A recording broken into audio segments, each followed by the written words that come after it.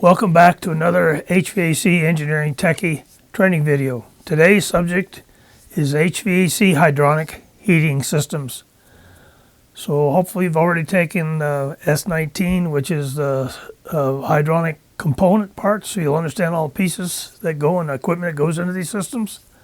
This video will tell you about how they go together for a heating system. So don't forget to become a subscriber and like the video. It won't cost you anything. You just have to hit the button down below. It's absolutely free. No one will ever bug you, but it helps me because Google uses that data to evaluate this channel, which keeps me on the air. Remember that HVAC Engineering-Techie talks all things HVAC engineering, design, construction, equipment, systems, test and balance, controls, efficiency, and performance, all intended to give you a better education to improve your career. So let's go ahead and get started on hydronic heating systems. So let's look at hot water systems. Let's look at constant volume hot water system first. So this is a typical hot water system where we have a boiler. And this boiler may have a built-in primary pump or may not. These are the system primary pumps. They get return water from the system, pump the water through the boiler, and hot water goes out to the system and it comes back to the system. And this one's constant volume, so it has three-way valves where the water goes through the coil, and if the coil needs less heat, it starts bypassing some water. Thus, we have variable flow to the coil, but this is all a constant volume hot water system. The boiler, one of the problems we have with boilers is that most of these will be water tube boilers, and they have a minimum temperature. The manufacturer gives you a temperature rating, normally 130, above 130 degrees. That's the temperature the leaving water has to be, or else there's danger of condensing moisture on top of the tubes and rusting the tubes, which means a premature death of the boiler. So we don't want that to happen. So these systems can only be, the temperature can only be reset down to that temperature. That's the lowest temperature water you're going to have in the system. So that's kind of a drawback of this system. But other than that, it's pretty simple. Just pumps hot water around and the coils use the hot water as they need them. So this is constant temperature boiler. It's a constant temperature boiler. Typical sequences. Now remember that these sequences I'm going to show you are a high level sequence. They're not a sequence a programmer would actually need to actually do the program. That'll need some offset and timers and some other kind of programming language stuff put in here. But these are sequences like you would see from the designer on the drawings. So they're high level, just intended to tell you what he wants it to do, not exactly how he's going to program it to get it to do that. That's what these are. So the system shall be enabled based upon an occupancy schedule. Start the lead pump. After confirmation of flow, enable the lead boiler. Remember that all the primary equipment has internal controls, and all we're doing is enabling it or disabling it or sending it a temperature reset. We can do that. If after 5 minutes any pump fails, then start the lag pump and send a pump failure. Hot water supply temperature set point should be 140 degrees. Hot water supply temperature shall be reset based upon the heating coil valve positions. Reset range must be between 130 and 180 degrees. So when this boiler starts up, we want to set it at 140 degrees, and then we'll reset that temperature based upon valve positions. If the valve positions are all near wide open, we can start raising the temperature of the water to give them more heat in the building. When no valve is wide open and some are closed, then we'll start lowering this temperature, and that's why we can lower it down to the minimum boiler temperature. So we may start at 140 degrees, but if this has a 130 degree temperature, our reset range can be that temperature. If the minimum boiler was 138, then 138 would have to be the minimum temperature. Monitor all temperature sensors. If a hot water supply temperature drops more than 3 degrees below set point, but for more than 15 minutes, send a trouble alarm. Monitor the hot water supply, hot water return temperature, and outside air and humidity sensors. So that's a pretty simple sequence. It's a pretty simple hot water system. Now let's talk about a variable volume hot water system. So in a variable volume system, we might have one or more boilers. Then we have a couple of system pumps, which are, and these are secondary system pumps because we have primary pumps on the boiler. These have VFDs, and so what happens is these suck water from the system. Okay, so maybe I should explain of why we're showing this as a difference. That on chill water systems, we always suck from the chillers and push to the system. In hot water, we do the other way, and the reason is we don't really want the hottest water coming off these boilers coming directly into the suction of the pumps, because the hotter the water, the more it has a chance to flash to steam. So if we have a net suction head and we get close, the system gets close down to there and it's hot water, it flashes. And what happens at a pump, if it flashes the steam, it erodes the pump impeller. It's not a good thing. And it will destroy the pump over time. So basically we want the coldest water in the system, which is the water coming back from the coils, will be the absolute coldest water. We'd like that in the pumps first. And then we can push water to the boiler. So this water comes down, comes back up here, and then the primary pump on the boiler draws the water through the boiler and back to the supply. So that's what happens here. So if we only need one boiler, we keep the primary pump off, and then it won't flow water through it. So we're doing it in that direction. That's the way it works. So we have a decoupler right here so that these primary pumps can pump this water in this direction. So if these have more water than this has, it pumps it right through here. And then if these have less water or more water, they'll pump it through this way. So that this pump, there's the discharge coming off, and it goes this direction. So what happens is this will pump the flow in this direction.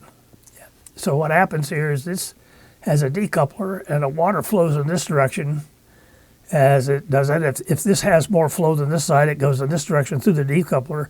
This has more water. Then what happens, these pumps pump up and it goes this way through the system. By the way, this arrow's backwards, so that kind of confused me a little bit, but there it goes. So that's basically how these systems operate, and why these have two-way valves, so they can be variable flow, and this can be constant flow. So basically we have constant temperature boilers, we have constant temperature boilers, and we have actually constant flow through the boilers because we have primary pumps. And this is variable temperature over here because we are variable flow. We have variable flow over here, constant temperature boilers over here, constant flow, constant temperature, and here we have variable temperature, constant temperature, variable flow. Get that right.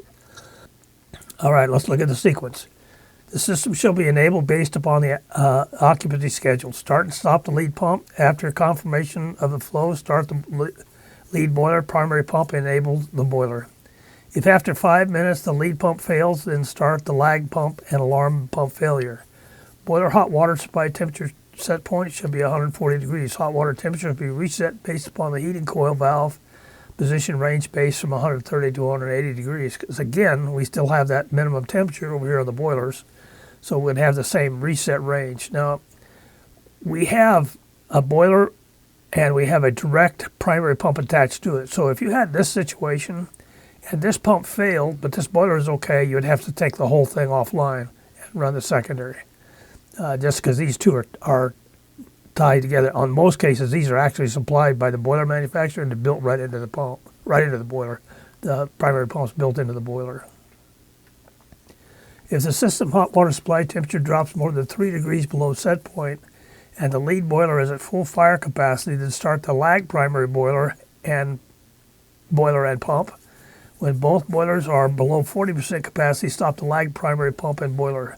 System pump speed should be modulated to maintain differential pressure set point set by the tab contractor. So these pumps, the secondary pumps, are set by this pressure differential sensor up here, and these run with the boiler when they're boiling. And so the sequence says that when we have two boilers running, if one can't hold it anymore, it starts the second one. And they run until they're both, and they equalize load until they're both at 40%, and then it drops the second boiler to go back to a lead boiler, which would be at 80%. So that's how that works. Monitor all temperature sensors. If the hot water temperature drops more than 5 degrees below set point for more than 50 minutes, send a trouble alarm. Monitor the hot water supply, hot water temperature, outside air temperature, and humidity.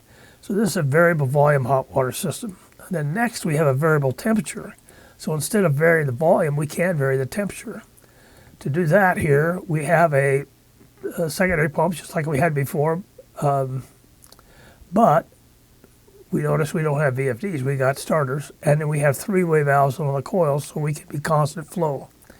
And then we have a boiler here with its primary pump, which is constant flow. We have a temperature here, and we have this system set up so it can bypass. So what happens is this pump flows through here like this and back, and goes back to the system, to the valves, and goes back through the pumps and goes back to the system.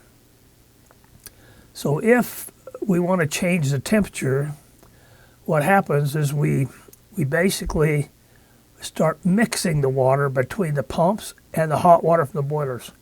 So we can start tweaking, modulating these valves to change this temperature down. We can't change it up, but we can change it down. And that's what makes this variable temperature. And this decoupler's trying to keep this primary pump satisfied. So if we start tweaking these down a little bit and stealing this water this direction, this has less flow, can make up some water here so that this makes this constant volume, constant flow, and makes this variable. So this is constant temperature, constant flow, and this is a variable temperature system on this side, also constant flow. So let's look at the sequence. The system shall be enabled based upon an occupancy schedule. Start the lead pump. After confirmation of flow, start the boiler primary pump and enable the boiler. If after 5 minutes the lead pump fails, then start the lag pump and issue a pump alarm. The system starting hot water temperature set point shall modulate the temperature mixing valve to maintain a set point of 130 degrees. System hot water temperature shall be reset based upon heating coil valve position. Reset range could be from 90 to 180. So this is different than the other one because we have a constant temperature boiler loop over here, so we don't have to worry about what the temperature is over here. So we can actually, based on valve position, we can vary the temperature. This water clear down to 80 degrees or 90 degrees because this can be a different temperature than this. So that's what makes this appealing. You can save some energy by lowering this temperature out here to the space. The boiler hot water supply temperature sensor shall modulate the boiler fire rate to maintain minimum boiler temperature set point of 130 degrees. Reset the boiler temperature set point up to equal the system reset set point from 130 to 180. So basically we'll run this down to 130, which is the minimum temperature for the boiler to not rust the tubes. And then we'll let this reset, but if this starts needing more than 130, then we want to start increasing the fire rate from 130 up to whatever this set point is to 180. If this set point goes below 180, then we want this dropping with it till it gets to 130 and then stop. So we have best of both worlds. We have this variable temperature here, and we have a constant temperature here, except we can reset it off the boiler within that range. Okay, so let's crash those two together. What if we stick the variable temperature and variable volume hot water system together and have the best of both worlds?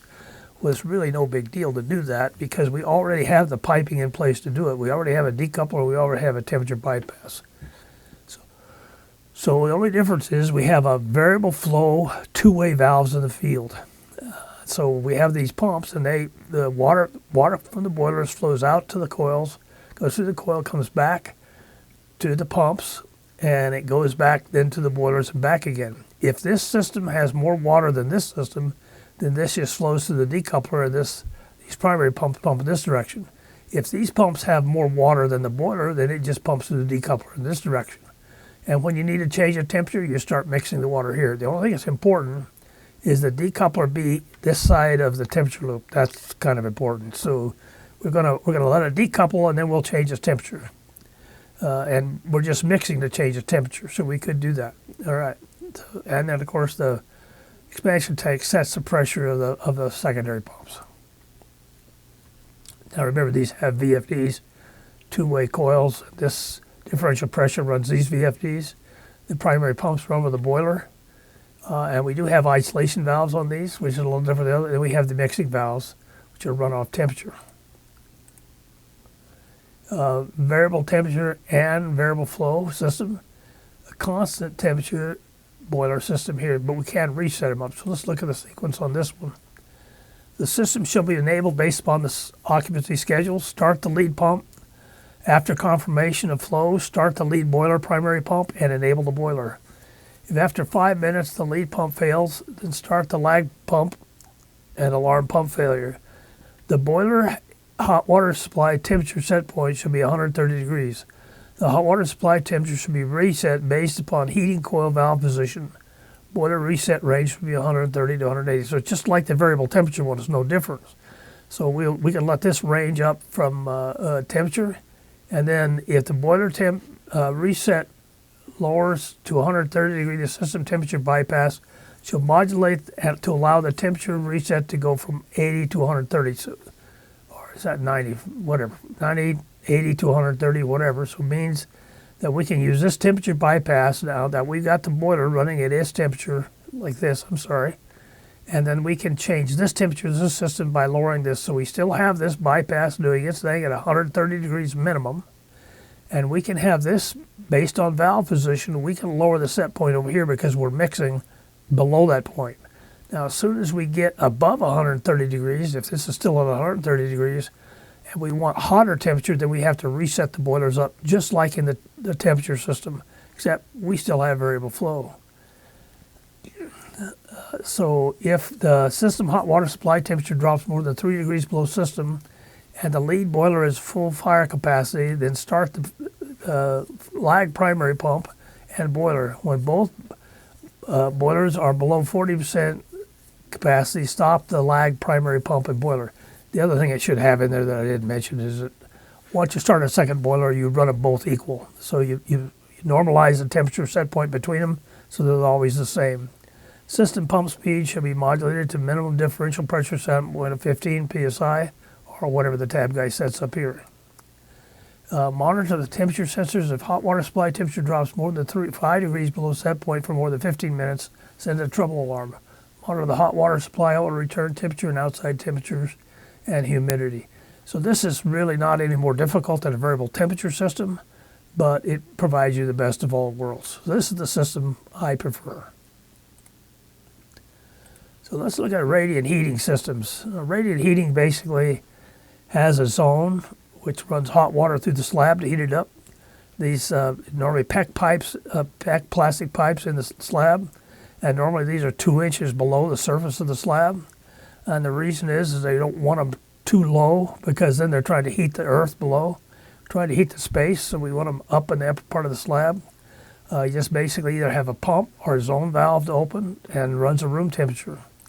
We also have we can actually use that floor heating to also cool, and we do the same thing. And the only thing that's important, the only thing that's different about the cooling system, the heating system, is we run chill water through it, but it can't be that cold. So we have a temperature reset on the loop that says keep this water 1 degree above dew point. So basically we don't want it sweating on the slab, and that's how those work. So the sequence is the system should be enabled based upon occupancy schedule.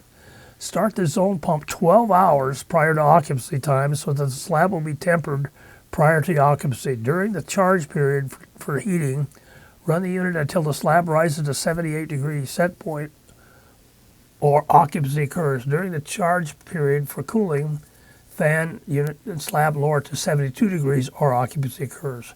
For radiant heating during occupancy, start the zone pump if the room temperature is less than 2 degrees below set point. Run until the room temperature is 2 degrees above set point. So basically, we're trying to charge the slab. Both of these systems use the mass of the concrete in their favor. So what they do is they heat up that concrete, and that heat slowly radiates into the space. Really nice systems to make the floor warm. So if you get up in the morning with your bare feet on the floor, it's nice and warm. It's a wonderful feeling. These are really nice to have. The opposite of chilled slabs, we're trying to cool the slab down to 72 degrees at nighttime. So when you get up in the morning, the room is cool because it's actually absorbed the heat out of the air of the space. For radiant cooling during occupancy, start the zone pump. If the room temperature is greater than 2 degrees above set point, and turn it off as 2 degrees below. And then, of course, we have to have that dew point. We want this water 1 point above dew point of the room so we don't condense on it. So both of these, we're trying to heat them up during the off time when the system is off. And then once it's occupied, we let the mass do its job. And when the mass runs low on being able to do a temperature effect and the room starts rising, then we turn the zone back on to do that. Monitor all temperature sensors. If the chill water supply temperature is below set point for more than 1 degree for more than 15 minutes, send a trouble alarm. this is the radiant heating and radiant cooling systems. These are becoming somewhat popular because of low energy. All right, so now we're going to look at radiant or zone piping systems. So here's a typical zone pipe demonstration here, basically, representation. This is a supply pipe, this is a return pipe system. And we have these fin tube coils, which might be in a fin tube unit, might be in a wall cabinet, could be in any kind of things. Could be zones, can be unit heaters, cabinet heaters, radiant panels, or baseboard heaters. And what they have is a pair of shut-off valves that shut off the circuit, a control valve that opens or closes or modulates to give the heat, and then a balance valve and another isolation valve. So these can be run from wall thermostats. So wall sensor can run it directly, or it might be DDC control. And if it's DDC control, the system shall be enabled based upon an occupancy schedule. Schedule might actually be at night, whenever they want the heat for this particular area. Or they may not have any schedule. They may just want them on when they need the heat. It depends on what the designer wants. Modulate the room valves to maintain the zone temperature set point. Monitor all temperature sensors if any zone drops below the 2 degrees below set point for more than 15 minutes. Indicate a trouble alarm. And then we have the same kind of thing, but with pumps instead of valves. It's just different kind of system. Again, the zones can be unit heaters, cabinet heaters, radiant panels, or baseboard heaters. And again, they have shut-off valves, and they have a pump for every zone. And if you have local control based off thermostats, the thermostat will turn the pump on and off to put the heat through the fin tube, whether it be a unit heater, a cabinet heater, or fin tube heater. Now the only difference is this will have to have some return path in a decoupler in case the system does not have as much water as they need, or if it's off, it can still draw water through that and circulate in this direction. Now it will cool the water off unless it's going. But if you have a decoupler, it'll work around the system. And normally they sell little couplers, and these are really short between these sections, so it just happens locally. Can have DDC controls, and then if it's DDC, the system should be enabled based upon occupancy schedule. Start and stop the zone pumps to maintain the zone temperature set point. Monitor all temperature sensors if any drops below the set point for 2 degrees or more for more than 15 minutes. Indicate a trouble alarm. And that's radiant zones, pretty simple.